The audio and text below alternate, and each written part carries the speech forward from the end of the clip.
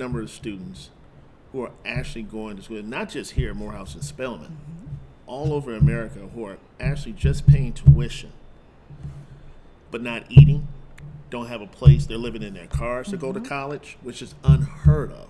Yeah. I've actually run into a couple students of my students who didn't go home for Thanksgiving, and literally looking for food. And it just breaks your heart. In the pandemic, I don't know if people realize, when these schools closed, they sent students back to homes that didn't exist. So they had nowhere to go. We had students trying to, navigate their classes on a telephone. We gave them about $16,000 to $18,000 in scholarships. Mrs. O'Rourke and I have something in common. Ohio State, That's right. IO. We got to welcome in everyone to the greatest financial literacy podcast on the planet, MBA Unplugged. Today, we have a guest that some of you on Spelman and Morehouse may be familiar with. Now, our guest is an alum of Spelman College. She's a former CEO of multiple companies, and she is the founder and CEO of TrueBlue 1881, Mrs. Tiambi O'Rourke. Mrs. O'Rourke, how are you doing today? I'm doing well. How are you? I'm well. Professor Young, how are you doing? Great. So, Mrs. O'Rourke, I want to get right into it.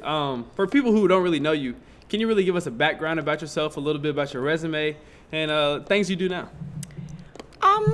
I do a lot of things, but I have a makeup company, and I'm also part of a Black-owned fitness drink called EcoFit. We've sponsored the Morehouse's band. But my most important work is that of my nonprofit, which helps prevent food, shelter, and financial insecurities among HBCU students. So I know you mentioned a little bit about the nonprofit. Can you talk a little bit more about TrueBlue 1881? What really is it? What purpose does it serve? And how you guys really impact the community? Sure. We started off because we realized that there were students on Spelman's campus who were hungry.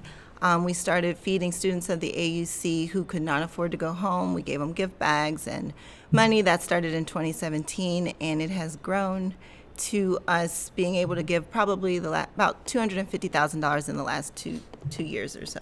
Wow. In scholarships and aid. So I know Professor Young and I actually went to your most recent event that was hosted at Impact Church. So can you tell students a little bit what you guys did, how much scholarships you actually gave out, and just a little overview of the event so people can really be familiar? So we had probably about 80 students, about 25 volunteers. We fed them. We gave them free toiletries. We gave them about $16,000 to $18,000 in scholarships for various things. We try not to make GPAs the crux of what we do, because if you are having difficulties in other areas, your GPA may be suffering. So we had a good time. You play a little music, play little games, get to know alum. I try and express to kids that getting to know other alums will connect you in ways that you don't even know. That's true. It's not who you know. It's not what you know. It's about who you know. So, Mrs. O'Rourke, I know not really being from the Atlanta area, can you give, what was life growing up for you? I know you're from Ohio, as we spoke offline. What was college life? What was life like before college? Life before college was very pale.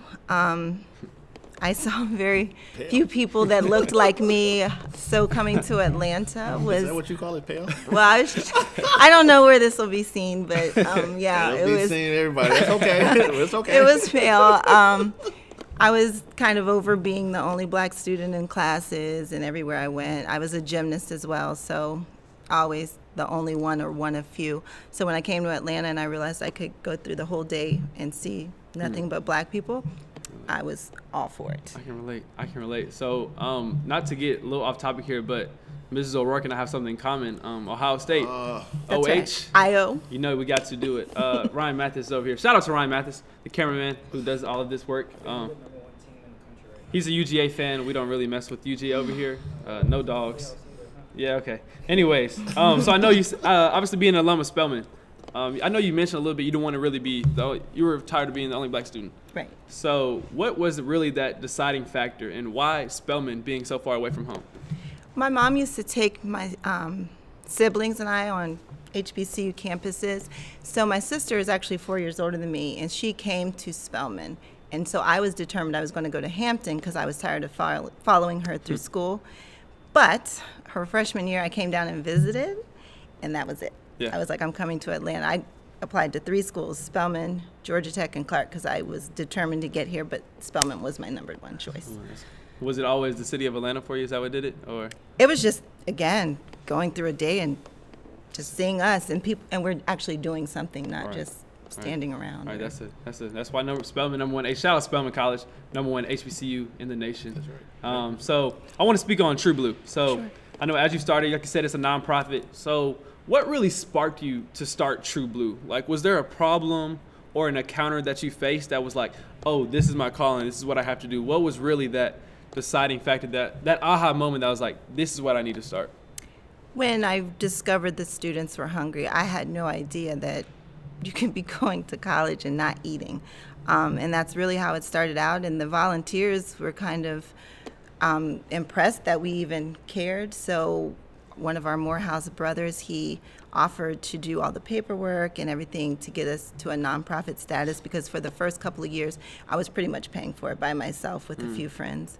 And it became expensive the more students that we had. So we became a nonprofit in 2020 during Wow. the pandemic. Wow. So speaking of, you said it was expensive going on. So I know people hear about nonprofit. It really is a business side to nonprofit. So can you really break that down for me? Because personally, I'm not that familiar with what a nonprofit is. So what really is a nonprofit? I know it obviously is it not making money from it? What is really a nonprofit? Well, our purpose is not to make money, but that's the part that I do not like about this, because I'm all about the helping. So that's why you have to have a board who keep you in line, Yeah. so that the money aspect and the business aspect is kept in line. But it's tough, but it does give businesses such as corporations a reason if it's not only for the cause to donate, because it's a tax write-off. So that's the part I don't like about it. I don't like keeping numbers, because it's not about that to me. It's about the impact. But again, that's why you have to be versatile in your board. So we have attorneys and Oh, wow. people to keep me in In line line. with the giving and all of that, because I get excited Yeah. and I'll go way over budget. Let me ask you this, TMB. You talk about, I can tell when we went to the event. So I followed you on Facebook because we have mutual friends. So, and then you invited us to your event, Sure. which happened to be at my church. So I said, let's go. It'd be a great a great opportunity to see you in action. I saw it in action. I said, wow, this is really incredible. Where did you get this drive? Because you just don't wake up one day. I believe either you saw it through your parents or somebody planted the seed in you for it to flourish.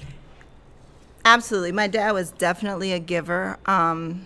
He always told me, you do something because you want to do it, not because you want something back. My mom always told me, if you see a problem and you can fix it, that's what you do. My Italian mom said, do something good, forget about it, do something bad, think about it. So that's just honestly been who I've been all my life. Even my freshman year in Spelman, again, I'm from Columbus, Ohio. I've never really been gone anywhere. And so people were really far from home and couldn't get back for Thanksgiving. So my freshman year, I called my parents and I asked them to fly all my friends to Columbus so that they could spend the holiday. And they said yes, which I wasn't surprised, but I was like, that's Wow. a lot of people.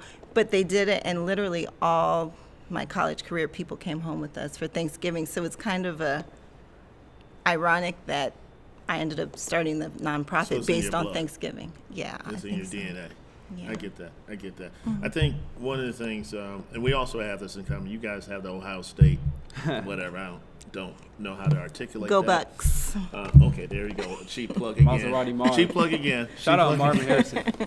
But I told you my dad's from Canton, Ohio, and your father went to McKinley. Right? He Remember? did. Yeah. He- So they football. Yep. So our dads went to the same high school, which is really, really kind of crazy when you think Yeah. about it. But explain this to me though. What I don't understand, and I agree with you, there are a number of students who are actually going to school, not just here at Morehouse and Spelman, all over America, who are actually just paying tuition, but not eating, don't have a place. They're living in their cars to go to college, which is unheard of. Yeah. I've actually run into a couple students, of my students, who didn't go home for Thanksgiving, and literally looking for food. And it just breaks your heart. I was like, so how do you, it's for me when I saw all the students there, it was kind of emotional for me to see students hurting that way. So how do you get through that?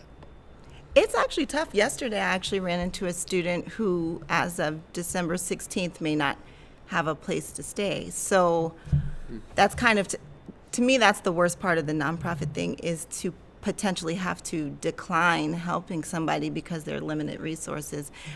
It's tough. You think about it all the time, which is why I'm constantly coming up with things, talking to students. I had no idea that he was going to have that situation when I spoke to him yesterday, and he's having to do it all on his own. I don't know what's going on, that a lot of parents who were approved for Parent Plus loans are now being denied. And so the students have to make the choice.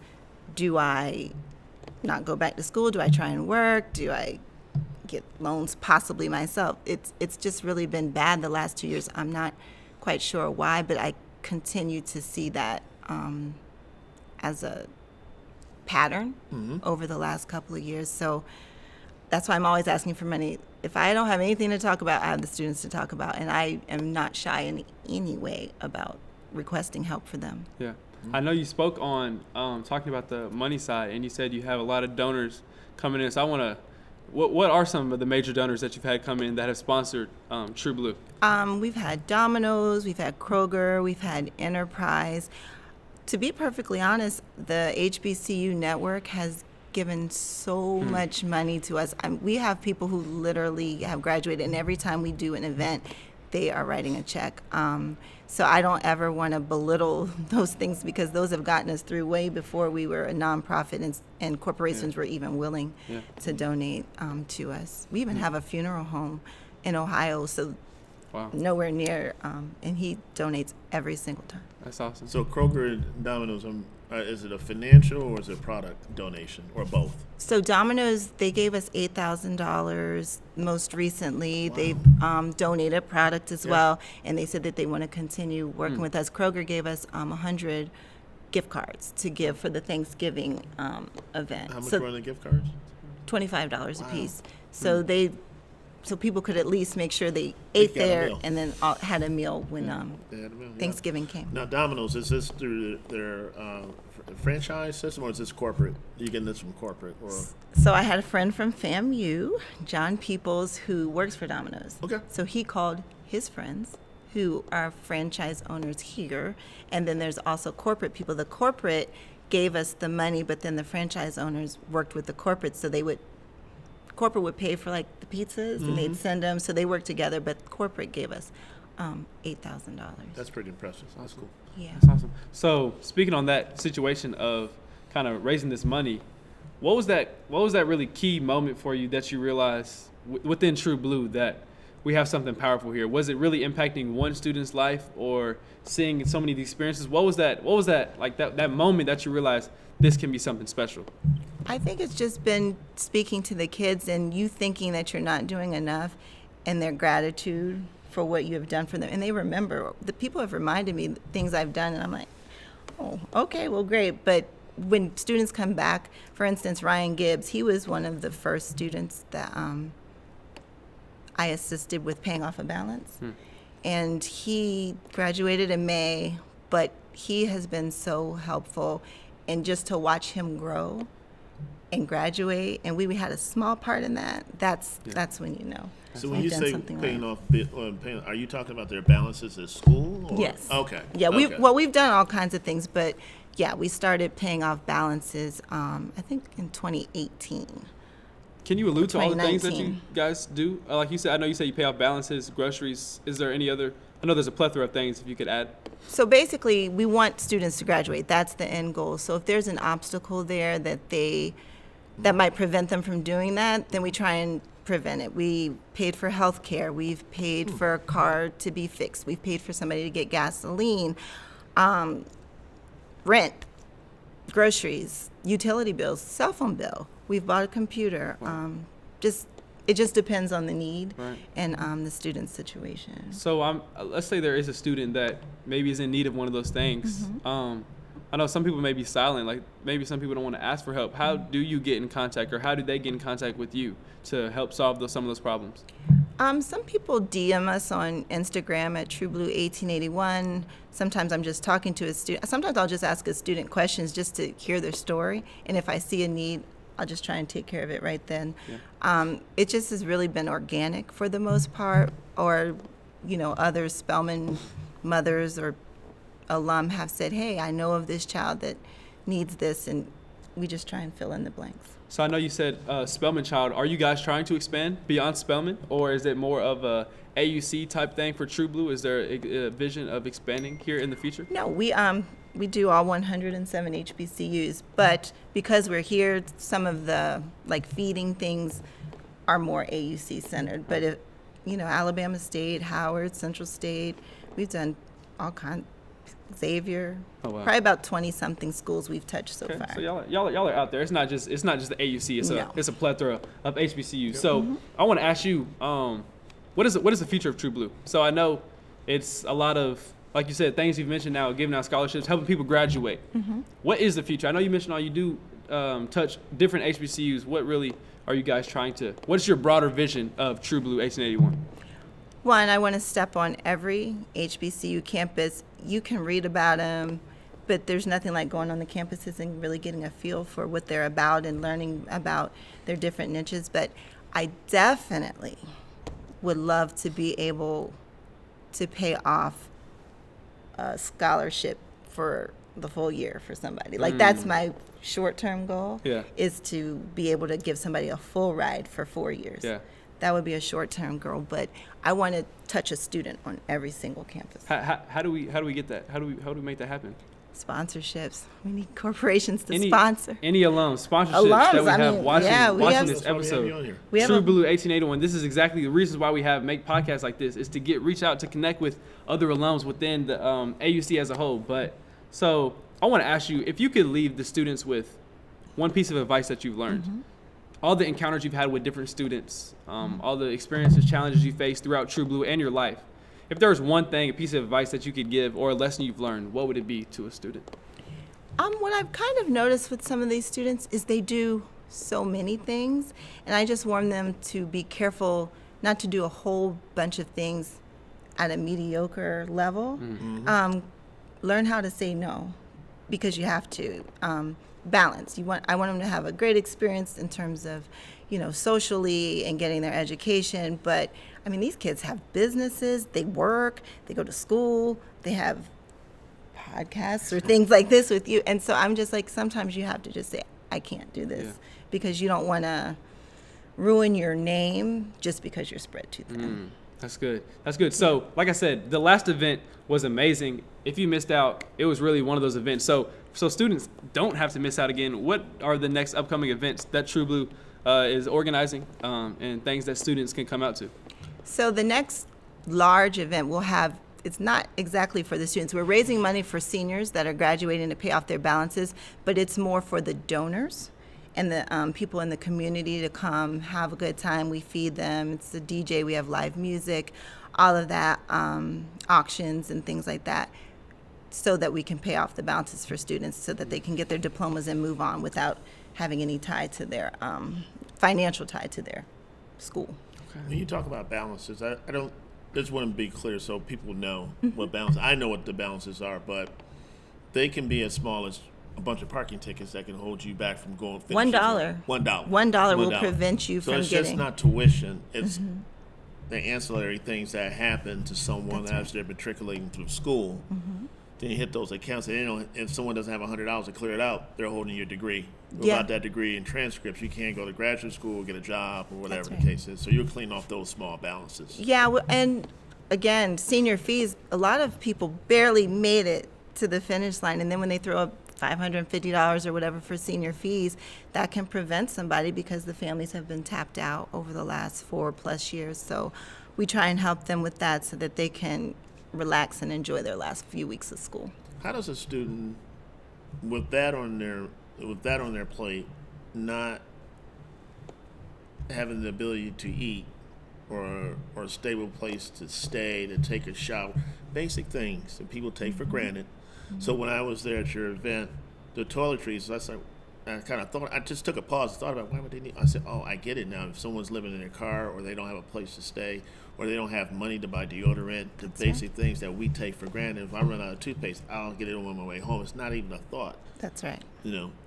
But for a student, they don't have. They might even have $5 to swipe that card. That's right. So, in your experience, how does a student get through school, the day-to-day struggles? Because I'm hard on my students, and not knowing I could be hard on the student, hard in a good way. I understand. In a love way. Okay, I don't want you to say, "Oh my God, Professor Young's crazy." No, Ryan, you got a final to finish, okay. And I got a grade it. But you never. Sometimes I've pulled the students to the side and say, "You're okay," and they'll tell you like, I have issues going on at home, and that's what they'll leave it right there, not wanting to talk about it. So how do you, based on your experience, how do those students even get through school?